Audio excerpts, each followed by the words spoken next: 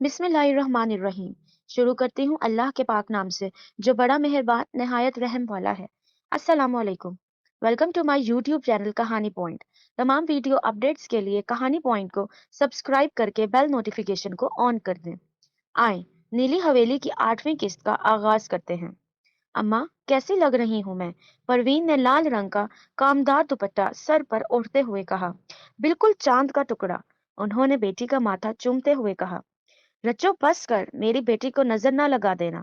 बूढ़े फरमान अली ने हुक्के का कश लगाते हुए कहा। बस कर परवीन के अब्बा, भला माँ की नजर कब लगती है बेटी को? सच तो कह रही हूँ, चांद का टुकड़ा है मेरी बेटी। उन्होंने फिर बेटी की भलाई लेना शुरू कर दी। अच्छा मेरा सर ना खा। वैसे बात तेरी सच है रज्जो।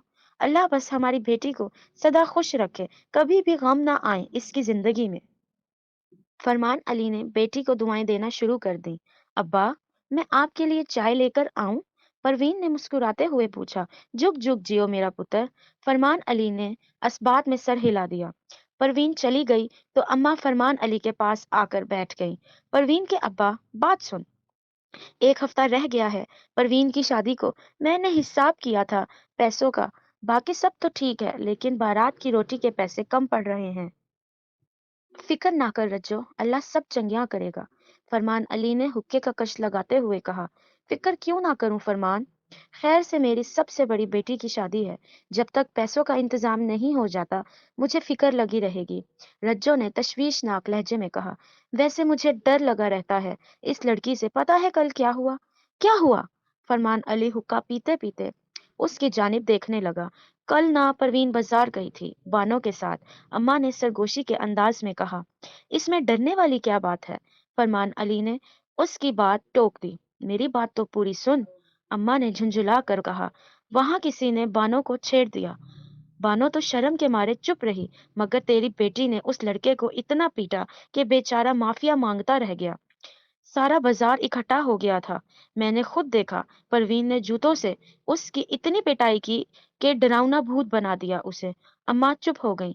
फरमान अली ने गौर से अपनी बीवी का परेशान चेहरा देखा और फिर जोरदार कहका लगाया। हाँ हाँ, बस इस बात से परेशान हो रही थी। मैं सोच रहा था पता नहीं क्या कहोगी। हद है रज्जो। ये तो अच्छी बात है तेरी बेटी इतनी बहादुर है। तेरी इन्हीं बातों ने उसे सर पर चढ़ा रखा है। अम्मा ने मुंह बनाकर कहा। जमाना चंगा नहीं है परवीन के अब्बा। मुझे बड़ा डर लगता है। कुछ दिनों बाद इसकी शादी है। शहजादियों की तरह पाला है बेटी को। पता नहीं पराया घर कैसा होगा। सब चंगा ही होगा रज्जो। तू ख्वामा की फिक्र ना कर। फरमान अली ने हुक्के का कश लगाया। घर बैठे हुक्का पीने से तो कुछ नहीं होने वाला। बड़ी मुश्किल से बड़ी बिरादरी में रिश्ता हुआ है। मैं कहती हूँ जल्द से जल्द पैसों का इंतजाम कर ले। ब्याह की रोटी अच्छी ना पकाई तो कहीं दुल्हा वाले नाराज ना हो जाएं। और मैं नहीं चाहती कि मेरी लाडली बेटी को सारी उम्र सिर्फ इसी वजह से ताने पड़ते रहें। फरमान अली ने इसकी बातों का कोई जवाब ना दिया और खामोशी से आसमान को देखने लगा। देख परवीन के अब्बा, मैं जानती हूँ हमारी इतनी हैसियत नहीं है, लेकिन हमें कहीं ना कहीं से तो पैसों का इंतजाम करना पड़ेगा ना। परवीन को लिखाया है पढ़ाया है, इसके सारे नाज नखरे उठाए हैं। अब खैर से इसने रुखसत भी हो जाना है। इसकी शादी हो जाए अच्छे तरीके से, फिर मैनू कोई टेंशन नहीं। फरमान अली कुछ कहे बगैर खामोशी से उसकी बातें सुन रहा था। परवीन के अब्बा, कुछ तो बोलो। रज्जो, तेरी सारी बातें ठीक हैं, तू फिक्र ना कर। परवीन की शादी अच्छे तरीके से ही होगी। और मुझे ये ऊंची बिरादरी वाली बात ना सुनाया कर। ये हमारी नहीं, उनकी खुशकिस्मती है कि हमारी बेटी उनके घर की बहू बनेगी। पढ़ी लिखी है, बहादुर है, घर के सारे कामकाज जानती है, और क्या चाहिए उन्हें? फरमान अली फिर हुक्का पीने लगा। परवीन के अब्बा, शादी के लिए बैंक से कर्जा ना ले लें। हमारे पास कौन सी अपनी जमीन है रज्जो जिसके बदले कर्जा मिलेगा? बात सुन। अम्मा ने सरगोशी की। बैंक को मार गोली। चौधरी उमर दराज के पास जा, वो जरूर हमारी मदद करेगा।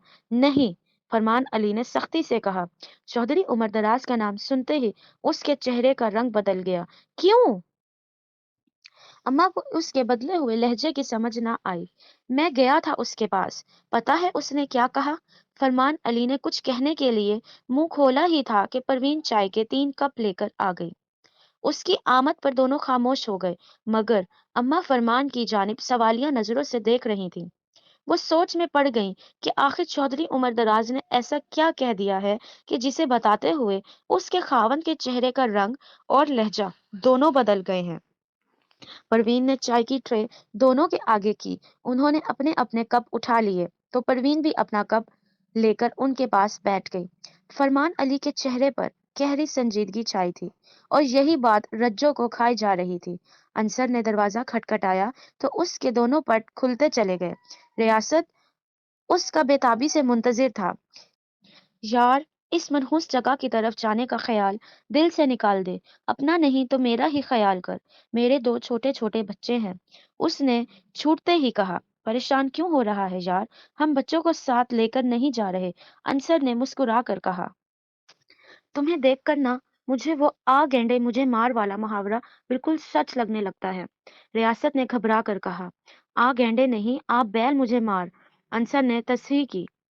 ویسے بھی تمہاری اطلاع کے لیے عرض ہے، دنیا میں گینڈوں کی تعداد بہت کم رہ گئی ہے، اسی لیے گینڈا تمہیں صرف چڑیا گھر میں ہی ملے گا۔ کیا لوگ اس سے ٹکر کھانے اب چڑیا گھر جاتے ہیں؟ ریاست نے حیرانی سے پوچھا۔ لوگ چڑیا گھر ٹکر کھانے نہیں، گینڈے کو دیکھنے جاتے ہیں، ٹکر بیل مارتا ہے، انصر نے اسے پیار سے سمجھایا۔ کیوں؟ کیا گینڈے نے ٹکریں مارنے سے ریٹائرمنٹ لے لی ہے یا اس کے سینگ اگنے بند ہو گئے ہیں؟ ریاست نے ایک اور سوال چھاڑ دیا۔ مجھے نہیں پتا یار، کوئی گینڈا ملے گا تو اس سے پوچھ لوں گا، فی الحال تو ایک بھینس سے واسطہ پڑا ہوا ہے میرا، انصر نے اس بار جھنجھلا کر کہا۔ لیکن یہاں تو کوئی بھینس نہیں ہے، ویسے بھی گینڈا ہو یا بیل مجھے فرق نہیں پڑتا، مطلب تو مصیبت کو دعوت دینا ہی ہے نا، ریاست نے منہ بنا کر کہا۔ گھبراؤ مت ڈیئر، میں تمہارے ساتھ ہوں، انصر نے سینے پر ہاتھ مارا۔ میرے ہوتے ہوئے تمہیں کوئی مصیبت چھو بھی نہیں سکتی، تمہارے ہوتے ہوئے بھلا اس کی گنجائش کہاں رہتی ہے؟ ریاست منہ ہی منہ میں بڑبڑایا تو انصر اس کی بات سن کر مسکرانے لگا۔ ریاست نے دروازہ بند کیا اور دونوں چل پڑے۔ عشاء کی نماز ہوتے ہی گاؤں کی گلیوں میں سناٹا چھا گیا تھا، کبھی کبھار اکا دکا شخص نظر آ جاتا۔ راستے میں ریاست نے انصر کو وارث اور اکرم کی موت کا قصہ سنایا۔ نیلی حویلی سے جڑے تمام واقعات وہ بڑی تفصیل سے بتاتا جا رہا تھا۔ انصر بڑے غور سے ریاست کی باتیں سن رہا تھا۔ اس کا ذہن ماضی میں چلا گیا۔ اس کا گاؤں بہت خوشحال ہوا کرتا تھا اور چوپالوں میں رات گئے تک خاصی رونق لگی رہتی تھی، مگر اب تو جیسے کسی کی بری نظر سب رونقوں کو کھا گئی تھی۔ اس کے لیے یہ سب باتیں بہت حیران کن تھیں، کیونکہ اس کے یونان جانے سے پہلے ایسا کچھ نہیں تھا۔ جب وہ چھوٹا تھا تو اکثر اپنی اماں کے ساتھ نیلی حویلی جایا کرتا تھا۔ دونوں دوست اپنی ہی باتوں میں مگن جا رہے تھے، حتیٰ کہ گاؤں سے نکلنے کے لیے آخری گلی رہ گئی۔ گلی میں خاصا اندھیرا تھا، دونوں ابھی چند قدم ہی چلے تھے کہ فضا میں دردناک غیر انسانی چیخیں گونجنے لگیں۔ خاموش سناٹا جاگ اٹھا۔ انصر کو ایسے لگا جیسے اس کا دل اچھل کر حلق میں آ گیا ہے۔ ریاست بھی بلند آواز سے چیخیں مار رہا تھا، چونکہ گلی میں اندھیرا تھا، اس لیے انصر کو کچھ سمجھ نہیں آ رہی تھی کہ آخر کار یہ سب کیا ہو رہا ہے۔ بہرحال اس نے جیب میں ہاتھ ڈالا اور ٹارچ نکال کر روشن کر دی۔ تنگ و تاریک گلی میں ٹارچ کی روشنی نہایت سرعت سے پھیلتی چلی گئی۔ گلی میں بھاگتے کتے پر نظر پڑی تو انصر ساری صورتحال سمجھ گیا۔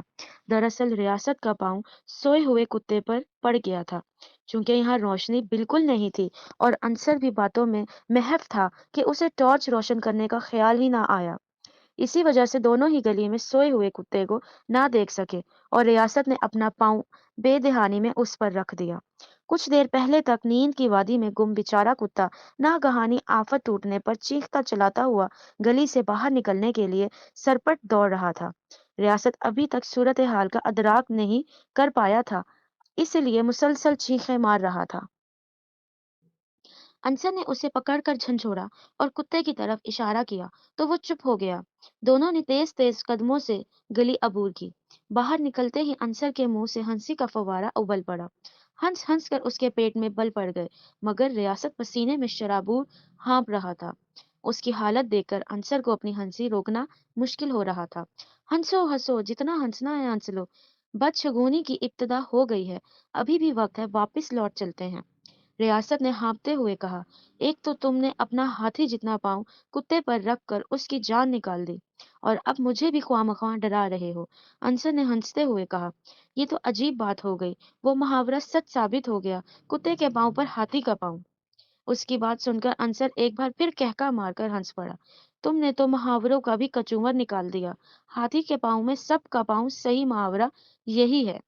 वैसे मुझे नहीं पता था तुम अब भी कुत्तों से डरते हो। अंसर ने हंसते हुए कहा, वो दरअसल अंधेरे की वजह से मुझे नजर नहीं आया। मुझे पता होता यहाँ कुत्ता सो रहा है तो इस गली में आता ही ना। रियासत ने खिसियाने अंदाज में कहा, वैसे हम वापसी पर भी इसी गली से गुजरेंगे। अंसर ने उससे छेड़ते हुए कहा, आखिरी गली तय करने के बाद अब वो गांव की आबादी से बाहर आ चुके थे। चौधरी उमर दराज की आलीशान हवेली उनके सामने थी और उससे आगे ताहिद निगाह फैले खेतों का दराज सिलसिला। दोनों दोस्तों ने एक दूसरे को आंखों ही आंखों में देखा और चल पड़े। चौधरी उमर दराज की हवेली के सामने से गुजरे तो गेट बंद करते हुए हवेली के मुलाजिम की नजर उन पर पड़ गई। वो हैरानी से उनकी तरफ देखने लगा, क्योंकि अमूमन रात के वक्त खेतों की तरफ जाने की कोई भी हिम्मत नहीं करता था। ऊपर से अकरम और वारिस के हौलनाक वाकये को भी अभी बमुश्किल 2 रोज गुजरे थे, इसीलिए उसकी हैरानी बचा थी। बड़ी बड़ी मूंछों वाला हट्टा कट्टा दराज कद वो शख्स चौधरी उमर दराज का खास मुलाजिम माखा था। उसका दाहिना कान ऐसे नजर आ रहा था जैसे किसी ने उसको बुरी तरह चबा डाला हो। रियासत को तो वो जानता था, अलबत्ता अंसर और वो दोनों एक दूसरे के लिए अजनबी थे। बहरहाल रियासत ने उसे बताया कि अंसर मास्टर हमीद का बेटा है, तो वो इस बात में सर हिलाने लगा। फिर उसने उनकी इस तरफ आमद की वजह पूछी तो रियासत ने उसे बताया कि हम चहलकदमी के लिए निकले हैं। ये कौन सा वक्त और जगह है सैर के लिए? उसने हैरानी मगर कदरे करख्तगी से पूछा। रियासत से कोई जवाब ना बन पाया। बिल आखिर अंसर ने उसे मुखातिब करते हुए कहा, जनाब, हम कुछ दूर जाकर वापस आ जाएंगे। गांव में काफी देर बाद वापसी हुई है, इसीलिए खाना हजम करने खेतों की तरफ जा रहे हैं। हट्टे कट्टे मुलाजिम ने उसकी बात का कोई जवाब ना दिया। उसे घूर कर देखा जैसे नजरों ही नजरों में खा जाएगा, और फिर धड़ाम से दरवाजा बंद कर दिया। गालिबन उसे उन दोनों का रात के इस वक्त इस तरफ आना नागवार गुजरा था। चौधरी उमर दराज की हवेली से रोशनी निकलकर आसपास के मनाजिर को मुनव्वर किए हुए थी। दोनों ने खेतों की तरफ अभी चंद कदम ही बढ़ाए थे कि अचानक हर तरफ अंधेरा छा गया। चौधरी उमर दराज की हवेली मुकम्मल तौर पर तारीकी में डूब चुकी थी। लगता है चौधरी साहब का मुलाजिम नाराज हो गया है। चौधरी साहब को पता लग गया तो वो भी नाराज होंगे। वापिस चलते हैं यार। रियासत ने अंसर को मनाने की आखिरी कोशिश की। मुझे किसी के नाराज होने की परवाह नहीं। अंसर ने कंधे उचकाते हुए लापरवाही से कहा, वैसे भी मेरे पास लाइट का इंतजाम है। हो, हा हा हा। अंसर ने भूतों की तरह कहका लगाने की कोशिश करते हुए कहा और जेब से टॉर्च निकाल कर रोशन कर दी। तुम मुझे डरा क्यों रहे हो? रियासत ने खौफजदा लहजे में कहा। मैं सिर्फ तुम्हारा डर भगाने की कोशिश कर रहा हूँ। अंसर ने मुस्कुराकर कहा, भूत प्रेत किस्से कहानियों में अच्छे लगते हैं। रियासत के पास उसकी बात मानने के अलावा कोई चारा न था। अंसर ने टॉर्च मजबूती से थामी और नीली हवेली की तरफ जाने वाली पगडंडी पर कदम जमा दिए। रियासत को भी मजबूरन उसकी तकलीद करना पड़ी। टॉर्च की रोशनी में दोनों दोस्त फासला तय करने लगे। तकरीबन 5 मिनट की पैदल मुसाफत के बाद बल आखिर वो उस चौकी तक पहुंच गए जो चौधरी उमर दराज ने नीली हवेली से कुछ फासले पर बनवाई थी, ताकि यहाँ तैनात गार्ड लोगों को इस तरफ आने से रोकें। मगर चौकी खाली थी और वहां कोई मुलाजिम नजर नहीं आ रहा था। यहाँ तो कोई नहीं है। कहाँ गए चौधरी उमर दराज के मुलाजिम? अंसर ने रियासत से पूछा तो उसने कंधे उचका दिए, क्योंकि इस सवाल का जवाब भला वो कैसे दे सकता था। अंसर ने टॉर्च की रोशनी तारीक नीली हवेली पर डाली। दूर से वो किसी स्याह हेवले की मानी नजर आ रही थी। गैर इरादी तौर पर उसने नीली हवेली की तरफ कदम उठा दिए। इससे पहले कि वो मजीद आगे बढ़ता, रियासत उसकी राह में हाइल हो गया। हमारे दरमियान तय हुआ था कि नीली हवेली को दूर से ही देखकर वापस लौट जाएंगे। रियासत ने उसे याद दिलाते हुए कहा, मुझे याद है, लेकिन इसे एक नजर देख तो लेने दो। ये कहकर अंसर ने रियासत को नजरअंदाज कर दिया और आगे बढ़ता रहा। मजबूरन रियासत को भी साथ चलना पड़ा। वो बहुत डरा हुआ था। नीली हवेली उनसे कुछ फासले पर रह गई। दोनों आगे बढ़ रहे थे कि मान एक आवाज सुनकर उन्हें रुकना पड़ा। वक्फे वक्फे से फिजा में घुंघरू की आवाज तहलील हो रही थी। छन छन छन छन छन छन छन। रियासत ने खौफ के मारे फौरन अंसर का हाथ थाम लिया। मैंने तुम्हें मना किया था ना, लगता है हम बदरूहों के इलाके में आ गए हैं। रियासत ने सख्त घबराई आवाज में कहा। अगरचा नए महीने का चांद पैदा हो चुका था, लेकिन अभी वो इस काबिल नहीं था कि रोनुमाई करा सके। इसलिए हर तरफ तारीकी का राज था। घुंघरुओं की आवाज पहले एक सिमत से सुनाई दे रही थी, फिर वक्फे वक्फे से चारों सिमतों से आने लगी, मगर उन्हें कोई दिखाई नहीं दे रहा था। चूंकि सावन का महीना था, इसीलिए हब्स भी खूब था। ऊपर से ऐसे डरावने माहौल की मौजूदगी से रियासत पसीने में डूब गया। वो ज़ेरे लब आयतुल कुर्सी पढ़ रहा था, लेकिन खौफ का आलम यह था कि उसकी आवाज़ कभी तेज़ हो जाती और कभी बिल्कुल आहिस्ता। घुंघरुओं की आवाज़ मुसलसल वक्फे वक्फे से फिजा में तहलील हो रही थी। छन छन छन छन छन छन। अंसर ने टॉर्च को चारों तरफ घुमाकर अच्छी तरह देख लिया, लेकिन उसे कुछ दिखाई ना दिया। वो इस बात पर हैरान था कि घुंघरुओं की आवाज़ चारों तरफ से आ रही है, तो इन्हें पहनने वाला नजर क्यों नहीं आ रहा। चंद लम्हे वो इधर उधर टॉर्च घुमाता रहा, लेकिन ला हासिल। उसका नतीजा ये निकला कि गिरदोपेश के माहौल की पुरअसराइयत ने उसे भी अपनी लपेट में ले लिया। मैं कहता हूँ अब भी वक्त है, भाग चलते हैं, रियासत ने बैठी बैठी आवाज में कहा, तो अंसर फौरन राजी हो गया। इस सूरत हाल में भला वो कर भी क्या सकता था। दोनों ने एक दूसरे का हाथ थामा और वापस चल पड़े। पगडंडी पर वापसी की राह इख्तियार करते चंद कदम ही तय किए थे कि उन्हें महसूस हुआ जैसे दाएं जानिब खेतों में सफेद कपड़ों में मलबूस खड़ा कोई उन्हें घूर रहा है। अंसर ने टॉर्च फौरन उधर की, लेकिन वहां कोई नहीं था। थोड़ी देर बाद उन्हें महसूस हुआ जैसे उनके बाएं जानिब मौजूद खेतों में भी सफेद कपड़ों में मलबूस कोई उन्हें घूर रहा है। रियासत ने अंसर को इधर उधर देखने से मना कर दिया। उसके जहन में लोगों की ये बातें घूम रही थीं कि अगर ऐसी मखलूक को जितनी अहमियत दी जाए, ये उतना ही तंग करती हैं। अगर इन्हें नज़रअंदाज कर दिया जाए तो ये जल्द ही पीछा छोड़ देती हैं। अंसर ने भी उसके मशवरे पर अमल करने में गनीमत जानी और दोनों तेज तेज कदमों से सीधे चलते रहे, लेकिन मुसीबत खत्म होने का नाम ही नहीं ले रही थी। इसी आलम में उन पर एक और उफ्ताद नाजिल हो गई। अचानक उन्हें महसूस हुआ जैसे घुंघरू बांधे कोई बड़ी तेजी से उनके पीछे आ रहा है।